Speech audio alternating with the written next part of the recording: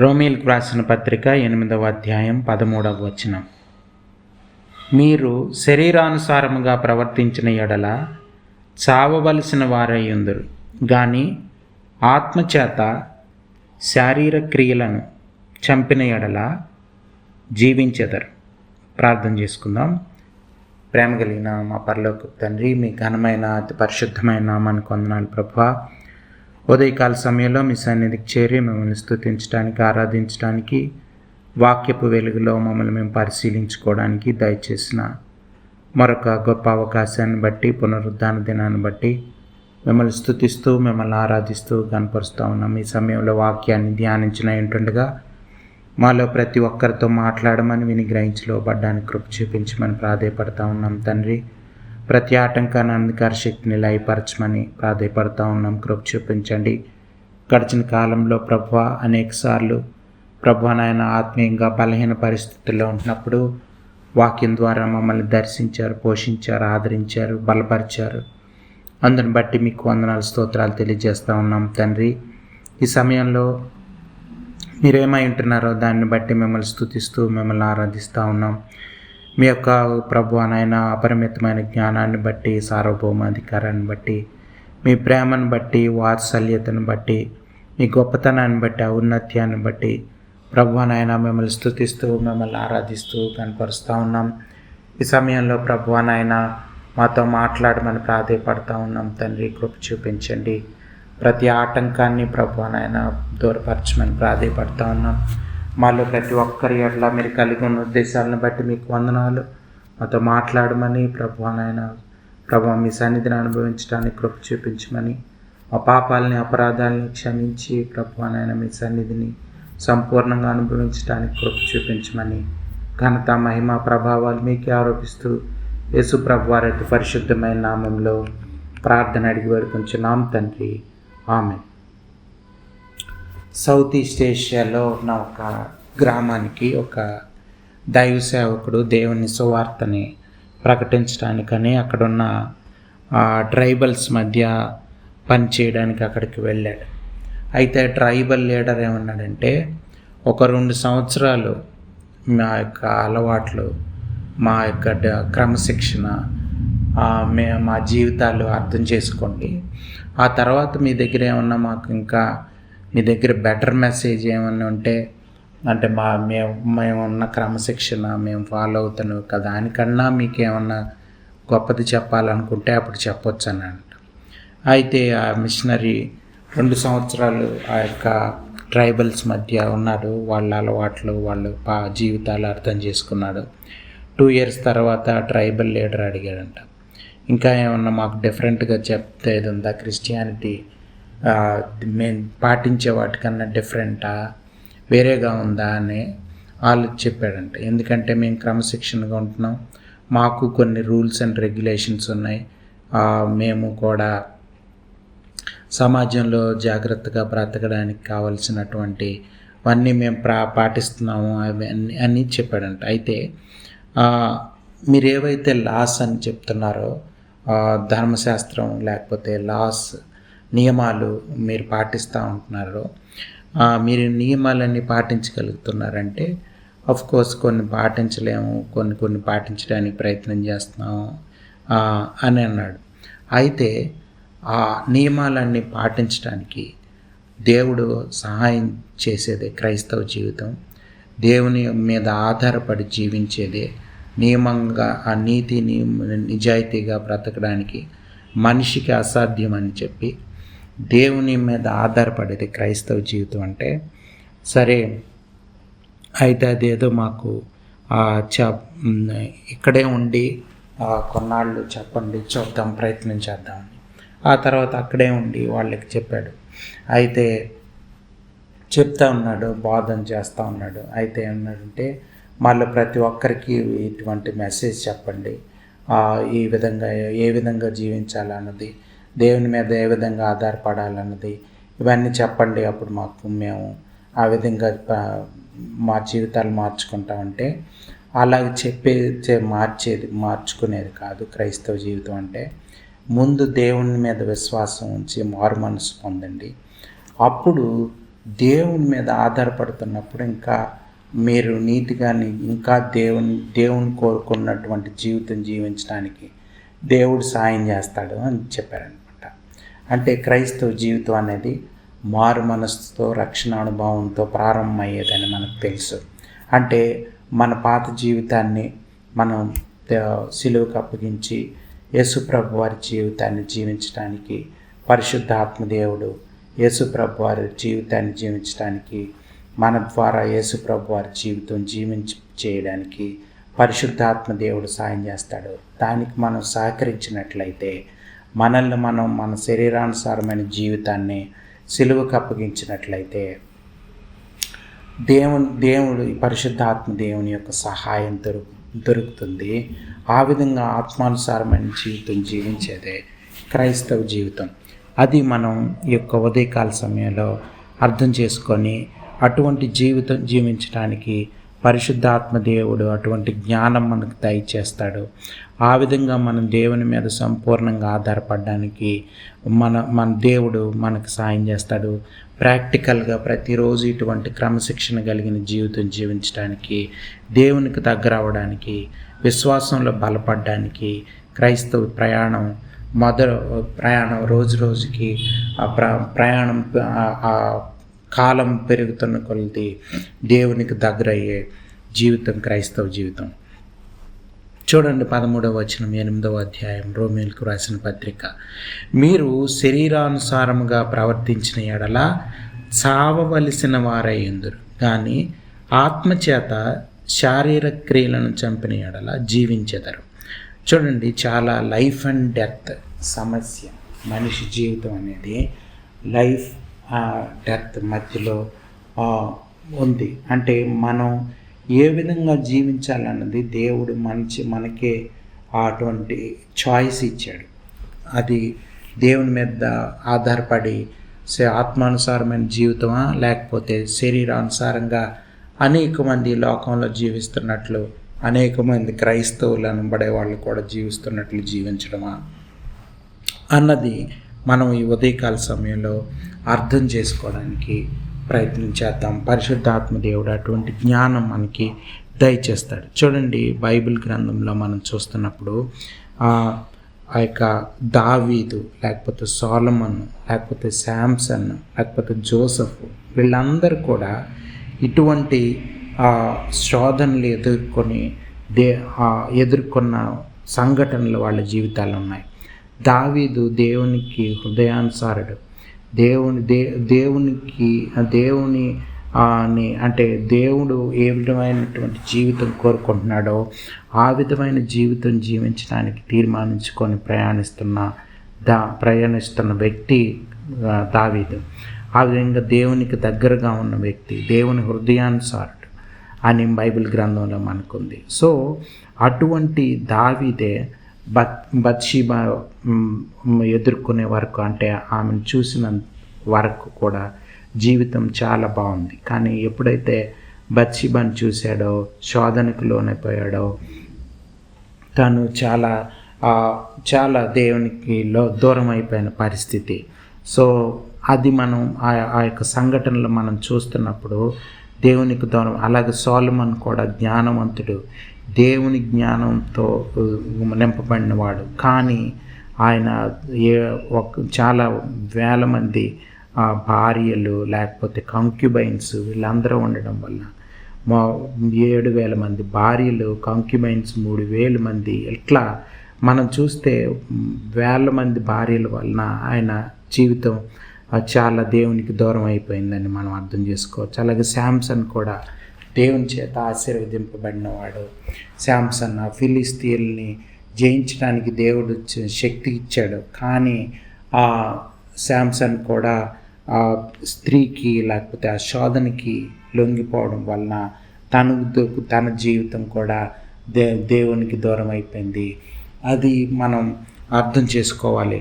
కానీ జోసెఫ్ జీవితం మనం చూస్తున్నప్పుడు ఆయన పొతీఫర్ వైఫ్ ద్వారా శోధన ఎదుర్కొన్నప్పటికీ కూడా ఆయన అక్కడి నుంచి పారిపోయి తాను దేవునికి దగ్గరగా చేసుకున్నాడు. ఇది ఉదయకాల సమయంలో మనం అర్థం చేసుకోవాలి. అంటే ఆ శోధన వలన మనం దేవునికి దగ్గరయ్యే అవకాశం ఉంది, అలాగే దూరం అయిపోయే అవకాశం కూడా ఉంది శోధనలు వచ్చినప్పుడు. అందుకనే దేవుడు అటువంటి శోధనల్ని మన జీవితంలో అలౌ చేస్తూ ఉన్నాడు.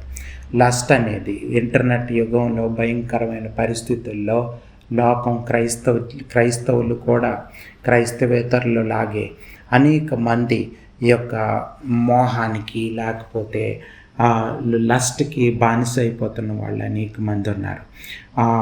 ఇంటర్నెట్లో మనం చూస్తే క్రైస్తవులు అనబడే వాళ్ళే సర్వేలో చెప్తుంది ఏంటంటే 60% మంది క్రైస్తవులు, 30% మంది క్రైస్తవ స్త్రీలు ఈ యొక్క లస్ట్కి లొంగిపోతున్న వాళ్ళే ఉన్నారని సర్వేలో తేలుతూ ఉంది. సో ఎంత భయంకరమైన పరిస్థితుల్లో క్రైస్తవ్యం ఉంది ఈ రోజుల్లో మనం చూస్తే.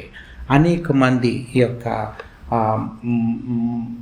వాటికి బానిసైపోతున్న వాళ్ళు, లస్ట్కి అంటే మోహానికి, వ్యభిచారానికి, స్త్రీ వ్యామోహానికి లోనైపోతున్న మెన్, లేకపోతే మగవారికి లోబడిపోతున్నటువంటి స్త్రీలు, ఇలాగ రకరకాలుగా మనం చూస్తాం. చాలాసార్లు మనం ఈ టాపిక్ని మాట్లాడుకోం. చర్చిలో కూడా మాట్లాడడానికి చాలామందికి భయం లేకపోతే ఇష్టం ఉండదు. ఎందుకంటే ఆ విధంగా బహిర్గతంగా మాట్లాడి ప్రాబ్లమ్ సాల్వ్ చేసుకోవాలని అనుకోరు. సీక్రెట్గానే దాన్ని జయించలేక పోరాడుతున్న వాళ్ళు అనేక మంది మనకి కనిపిస్తారు. సో ఉదయకాల సమయంలో మనం వాటిని అర్థం చేసుకొని చూడండి, ఈ వర్స్ చాలా పవర్ఫుల్గా ఒక సొల్యూషన్ చెప్తా ఉంది. అంటే మనం ఈ లస్ట్ నుంచి సంపూర్ణంగా ఏ విధంగా బయటపడాలని. శరీరానుసారంగా ప్రవర్తిస్తే చావవలసిందే, అది మరణానికి దారితీస్తుంది, చాలా భయంకరమైంది. ఇప్పుడు మనకి క్షణికంగా లేకపోతే తాత్కాలికంగా మనకి అటువంటి ప్లెజర్ దొరికే అవకాశం మనకు కనిపిస్తూ ఉంది. కానీ అది చాలా మోసం, భయంకరం. అది మనల్ని చంపేసి మనల్ని దేవుడి నుంచి దూరం చేసేసే భయంకరమైన వెపన్. దేవుడు దాన్ని ఎందుకు అలౌ చేస్తున్నాడంటే దాని మీద మనం విక్టరీ సాధించి దేవునికి ఇంకా దగ్గర అవ్వాలని, మన విశ్వాసాన్ని ఎక్సర్సైజ్ చేయడానికి, అలాగే మన చాయిస్ని నేను దేవుని వైపు ఉన్నానని చూపించడానికి ఈ యొక్క స్ట్రగుల్ అన్నది ప్రతిరోజు కూడా ఈ స్ట్రగుల్ అన్నది జరుగుతూ ఉంటుంది. సో ఈ యొక్క ఉదయకాల సమయంలో మనం అర్థం చేసుకొని దాన్ని జయించడానికి దేవుడు ఈ యొక్క వాక్యాన్ని మనం ఆధారం చేసుకుందాం. ఆత్మ చేత శారీరక క్రియలను చంపిన ఎడల, ఇక్కడ చూడండి, అసలు స్పేర్ చేయకూడదు అన్నది మనకు అర్థమవుతుంది. అంటే సంపూర్ణంగా దాన్ని చంపేయాలి. దాన్ని రెసిస్ట్ చేయమని చెప్పట్లేదు, లేకపోతే ఇంకా దూరంగా వెళ్ళమని, లేకపోతే అలాంటి వర్సెస్ కూడా ఉన్నాయి. కానీ ఇక్కడ మనం చూస్తే వాటిని చంపేయాలి కంప్లీట్గా. ఎందుకంటే వాటిని చంపకపోతే అది మనల్ని చంపేస్తుంది. ఇది భయంకరమైన పరిస్థితి. ఈ యొక్క లస్ట్ అన్నది, సెక్షువల్ సిన్ అన్నది చాలా భయంకరమైంది. అనేక మంది ఈ ఏరియాలో క్రైస్తవులు దేవుని నుంచి దూరం అయిపోతున్న వాళ్ళు అనేక మంది కనిపిస్తారు మనకి. చాలా భయంకరమైన పరిస్థితి ఇది. దాన్ని సీరియస్గా తీసుకొని, లేకపోతే మనం దేవుని నుంచి సంపూర్ణంగా దూరం అయిపోయి దేవుని కృప దొరకక చాలా భయంకరమైన పతనావస్థలోకి మనం వెళ్ళిపోవచ్చు. చూడండి, కొరింథీయులకు రాసిన 2వ పత్రిక 12వ కొరింథీయులకు రాసిన 2వ పత్రిక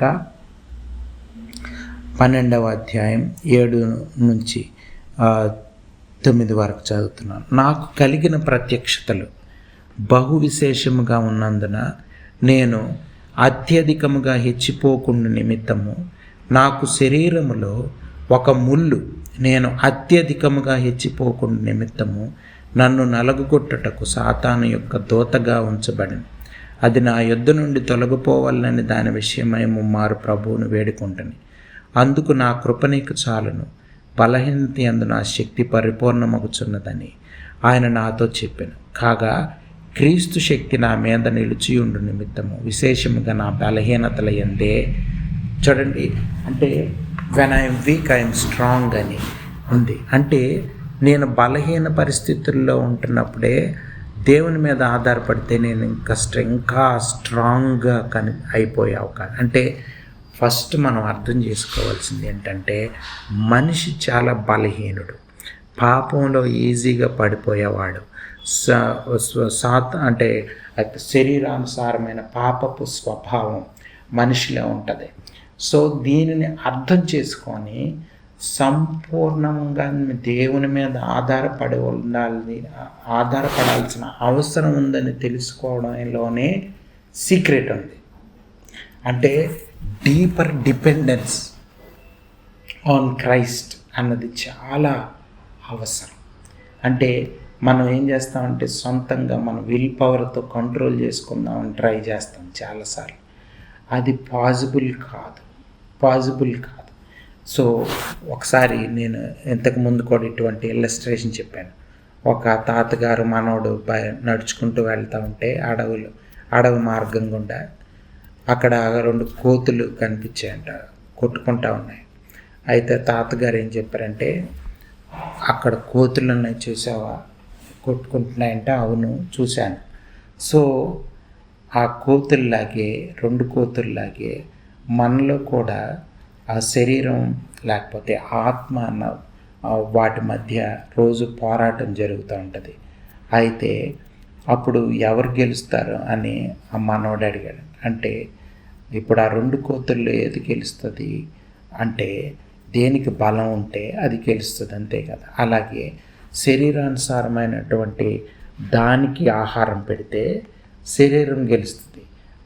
లేదు ఆత్మానుసారమైనటువంటి జీవితానికి ఆత్మీయ విషయాలను వాటికి ఫీడ్ చేస్తే, అంటే ఆత్మీయ ఆహారం మనం ఎక్కువగా తీసుకుంటే ఆత్మానుసారమైన జీవితమే ప్రతిరోజు జీవించే అవకాశం ఉంది. అంటే ప్రార్థన అవ్వచ్చు, ఫాస్టింగ్ ప్రేయర్స్, ఫెలోషిప్, ఆ వాక్యాన్ని ధ్యానం చేయడం, దేవుని సన్నిధిలో గడపడం, ఇవన్నీ కూడా ఆత్మానుసారమైన జీవితాన్ని బలపరుస్తాయి.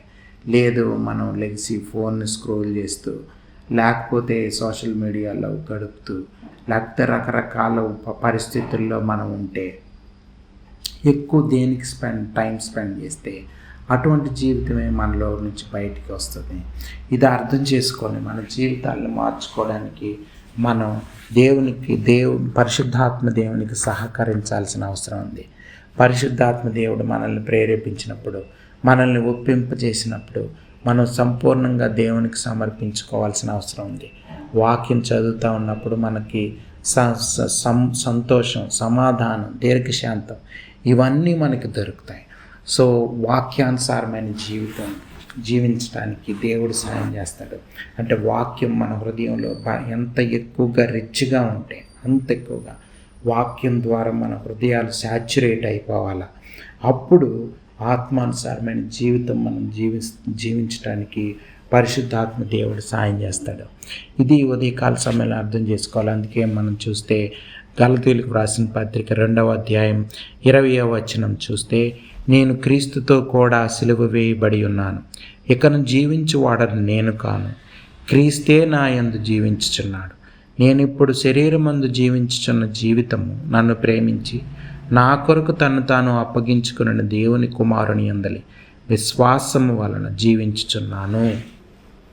చూడండి, పౌలు భక్తుడు గత జీవితంలో అంటే దేవుని రక్షణానుభవంలోనికి రాకముందు, ఆ యొక్క దమస్కు మార్గంలో దేవుణ్ణి యేసు ప్రభువారిని ఎదుర్కొనక ముందు, తన జీవితం మారకముందు క్రైస్తవులు అనబడే వాళ్ళని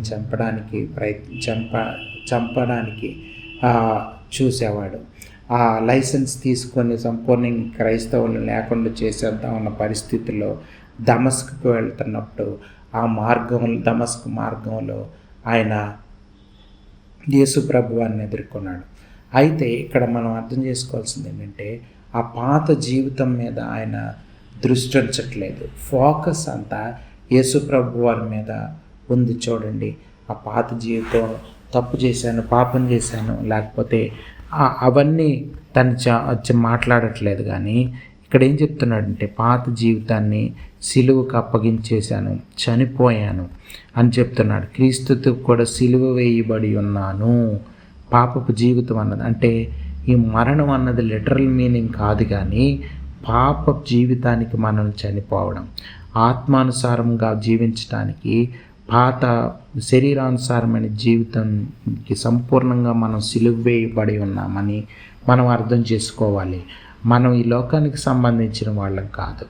ఆత్మానుసారమైనటువంటి జీవితాన్ని జీవించడానికి, పరలోక సంబంధమైనటువంటి వాళ్ళమని, మనం దేవుని సంబంధమని, క్రీస్తు సంబంధమని మనం అర్థం చేసుకోవాలి.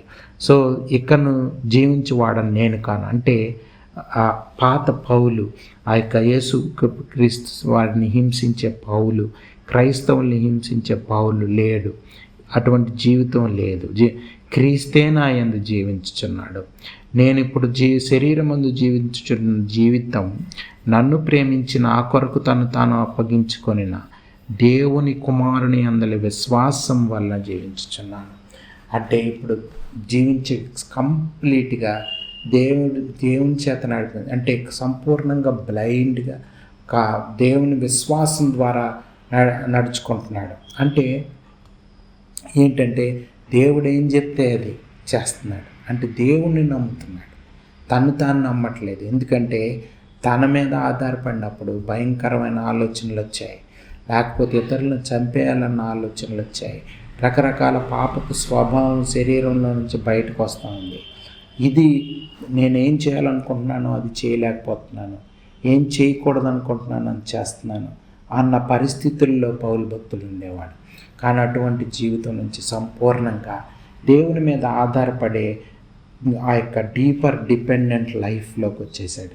అంటే కంప్లీట్గా యేసుప్రభు వారు పరిశుద్ధాత్మ దేవుడు ఏం చెప్తే అది చేసే జీవితం పౌలు భక్తుడు జీవిస్తున్నాడు. ఇది నిజమైనటువంటి క్రైస్తవ జీవితం జీవించే విధానం. ఈ రోజుల్లో క్రైస్తవులు అనబడేవాళ్ళు ఈ విధంగా దేవుని చేత సంపూర్ణంగా నడిపించబడే కుటుంబాలు, వ్యక్తిగత జీవితాలు, మినిస్ట్రీస్, సంఘాలు లేవు. చాలా మనకు అసలు కనిపించవు. అటువంటి భయంకరమైన దినాల్లో మనం ఉన్నాం. కానీ ఉదయకాల సమయంలో మనం నేర్చుకోవాలి, మనం ఆ విధంగా జీవించాలి. సంపూర్ణంగా దేవుని చేత నడిపించబడే జీవితం కావాలని కోరుకోవాలి. ప్రార్థనాపూర్వకంగా దేవుని మీద ఆధారపడుతూ అటువంటి జీవితం జీవించడానికి తీర్మానించుకొని పరిశుద్ధాత్మ దేవుడు నన్ను ఆ విధమైనటువంటి జీవితం జీవింపజేయగలడని నమ్మి విశ్వాసం ద్వారా మనం రోజు దేవుని మాటలకు లోబడుతూ ఎదుగుతూ ప్రయాణంలో సంపూర్ణంగా యేసు ప్రభు వారి యొక్క ఆలోచన విధానం, అలాగే యేసు ప్రభు వారి జీవితం జీవించి చూపించిన జీవితం, ఆ తర్వాత మనం జీవించే జీవితం ఒకటే అయిపోతుంది. వన్నెస్ వచ్చేస్తుంది. ఆయనలో ఉన్న పరిశుద్ధాత్మ దేవుడే ఈ లోకంలో యేసు ప్రభు వారు జీవించినప్పుడు ఆయనలో ఉన్న పరిశుద్ధాత్మ దేవుడే మనలో కూడా ఈ ఉదయకాల సమయంలో ఎవరైతే యేసు ప్రభు వారి జీవితం జీవించడానికి తీర్మానించుకుంటున్నారో వాళ్ళల్లో కూడా పరిశుద్ధాత్మ దేవుడు ఉంటున్నాడు. ఆ పరిశుద్ధాత్మ దేవుడే యేసు ప్రభు వారి యేసు ప్రభు వారిని జీవింపజేయడానికి, అలాగే మరణ పునరుద్ధానాల ద్వారా ఈ లోకానికి రక్షణ తేవడానికి ఆ పరిశుద్ధాత్మ దేవుని యొక్క శక్తి ఉపయోగపడింది. అదే పరిశుద్ధాత్మ దేవుడు ఉదయకాల సమయంలో మన హృదయంలో కూడా ఉన్నాడని క్రైస్తవులంగా మనం అర్థం చేసుకోవాలి. రక్షణ పొందిన ప్రతి ఒక్కరు అర్థం చేసుకొని అటువంటి జీవితం, శరీరానుసారమైన జీవితాన్ని సిలువకు అప్పగించి సంపూర్ణంగా మనం చనిపోయామని అర్థం చేసుకొని సంపూర్ణంగా దేవుని మీద ఆధారపడి పరిశుద్ధాత్మ దేవుని చేత నడిపించబడేది క్రైస్తవ జీవితం. ఆలోచించండి, లోకానుసారమైన జీవితం మన లోపల డామినేట్ చేస్తుందా, లేకపోతే ఆత్మానుసారమైన జీవితం డామినేట్ చేస్తుందా? దేనికి అధికారం ఉంది? మన హృదయం అనే సింహాసనంలో ఎవరు కూర్చున్నారు? యేసు ప్రభువారా? మనమే కూర్చొని మన ఇష్టానుసారంగా మన జీవితాన్ని నడిపించుకుంటున్నామా? అర్థం చేసుకోవాలా. ఆ త్రోన్ని యేసు ప్రభు వారికి ఇవ్వాలా. మనం యేసు ప్రభు వారి ద్వారా మనం జీవించాలి. ఒక భక్తుడు ఏం చెప్పారంటే, యవనస్తులు పెళ్లి చేసుకునేటప్పుడు ఏ విధంగా దేవుని మీద ఆధారపడి నిర్ణయం తీసుకోవాలని ఆలోచిస్తున్నప్పుడు ఆయన ఒక విషయం చెప్పారు. ఏంటంటే, ఎవరిని పెళ్లి చేసుకోవాలని మనం ఏ విధంగా దేవుని చిత్తం తెలుసుకోవాలన్నది. అప్పుడు యేసు ప్రభు వారు మన హృదయంలో సింహాసనం మీద కూర్చుంటున్నప్పుడు ఆయన్ని అడగాల, ఈ లోపలికి అంటే జీవితంలోకి ఇటువంటి స్త్రీని లేకపోతే ఇటువంటి అబ్బాయిని నేను తీసుకురావచ్చా, నీ చిత్తమేనా కాదా అని దేవుడిని అడగాలి. దేవుడు ప్రత్యక్షపరిచినప్పుడు, దేవుని యొక్క చిత్తం మనకు అర్థమైనప్పుడు ఆ విధంగా మనం నిర్ణయం తీసుకొని మన భాగస్వామిని ఎన్నుకునే విషయంలో జ్ఞానంగా ప్రవర్తించాల్సిన అవసరం ఉంది. ఆ విధంగా మనం మన జీవితాలను మార్చుకోవాల్సిన అవసరం ఉంది. ఆ విధంగా మనం ఆత్మానుసారమైనటువంటి దేవుని జీవితం జీవించే గొప్ప అవకాశం పరిశుద్ధాత్మ దేవుడు మనకి యేసు ప్రభు వారి మరణ పునరుద్ధానాల ద్వారా మనకు దొరికింది. ఈ యొక్క నూతన నిబంధన కాలంలో మనం చాలా చాలా చక్కగా హాయిగా మన సొంత జీవితాన్ని సిలువకు అప్పగించుతూ యేసు ప్రభు వారి జీవితాన్ని జీవిస్తూ సంతోష సమాధానాలతో జీవితాన్ని కొనసాగించే అవకాశం. అటువంటి జీవితం ఏదో వెల చెల్లించితే దొరికేది కాదు. ఉచితంగా యేసు ప్రభు వారు మనకు దయచేసింది. అది మనం సంపూర్ణంగా దేవునికి సమర్పించుకొని మన శరీరాన్ని సిలువకు అప్పగించడం ద్వారా దొరికే గొప్ప జీవితం, గొప్ప సమృద్ధి అయిన జీవితం. అది అంటే మన హృదయంలో జీవజల ధారలు పొంగే గొప్ప జీవితం. ఆ జీవితం మనందరికీ పరిశుద్ధాత్మ దేవుడు ఉదయకాల సమయంలో అటువంటి జ్ఞానం మనందరికీ దయచేసి ఆ జీవితం జీవించడానికి తీర్మానించుకోవడానికి సహాయం చేయాలని ప్రార్థన చేసుకుందాం. ప్రేమ కలిగిన మా పరలోకపు తండ్రి, మీ ఘనమైన అతి పరిశుద్ధమైన నామానికి వందనాలు ప్రభువా. ఉదయకాల సమయంలో ప్రభువా నాయన యొక్క మోహాన్ని, లస్ట్ని ప్రభువా ఏ విధంగా ఓవర్కమ్ అవ్వాలి, ఏ విధంగా జీవితం జీవించాలి అన్నది ప్రభువా మాకు నేర్పించినందుకు, మాతో మాట్లాడినందుకు, రోమీయులకు రాసిన పత్రిక 8:13 మా హృదయంలో భద్రపరచమని, స్థిరపరచమని, ఆ జీవితం దొరకడానికి కృప చూపించమని, ఈ వాక్యం ఉన్న ప్రతి ఒక్కరిని దీవించి ఆశీర్వదించమని, ఘనత మహిమ ప్రభావాలు మీకే ఆరోపిస్తూ ఈ హృదయంలో ఈ వాక్యం భద్రపరచమని యేసు ప్రభు వారి అయితే పరిశుద్ధమైన నామంలో ప్రార్థన అడిగి వేడుకొంచున్నాం తండ్రి. ఆమేన్.